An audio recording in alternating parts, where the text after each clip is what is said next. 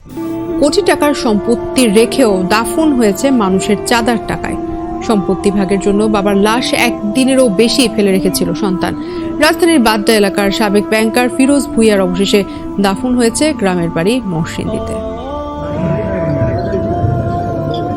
বাড়ির ভেতরে যখন সম্পত্তি ভাগের দ্বন্দ্ব, তখন ফিরোজ ভুঁইয়ার নিথর দেহ তারই বাড়ানো বাড়ির নিচে পড়ে আছে অযত্ন অবহেলায়।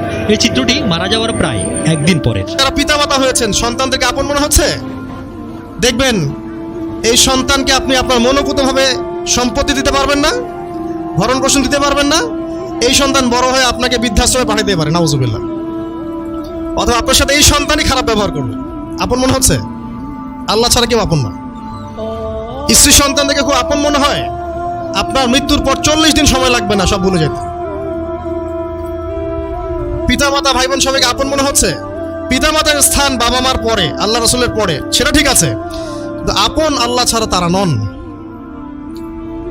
আপনি তাদের মনোপুতভাবে নিজে প্রতিষ্ঠিত হতে পারবেন না, তারা আপনাকে চিনবে না। বলো সারাটা জীবন তোর পিছনে এত টাকা ঢাললাম, কি করলি? কিচ্ছু করতে পারলি না। আবার এখন যারা পিতামাতা হয়েছেন, সন্তানদেরকে আপন মনে হচ্ছে? দেখবেন এই সন্তানকে আপনি আপনার মনোপুতভাবে সম্পত্তি দিতে পারবেন না, ভরণ পোষণ দিতে পারবেন না। এই সন্তান বড় হয়ে আপনাকে বৃদ্ধাশ্রমে পাঠিয়ে দিতে পারে, নাউজুবিল্লাহ। অথবা আপনার সাথে এই সন্তানই খারাপ ব্যবহার করবে। আপন মনে হচ্ছে? আল্লাহ ছাড়া কেউ আপন না। আল্লাহ ছাড়া আপন কেউ না, আর আল্লাহ ছাড়া সত্যিকার অর্থে আপনাকে আমাকে ভালো কেউ বাসে না। শুধু আল্লাহই আপনাকে ভালোবাসে।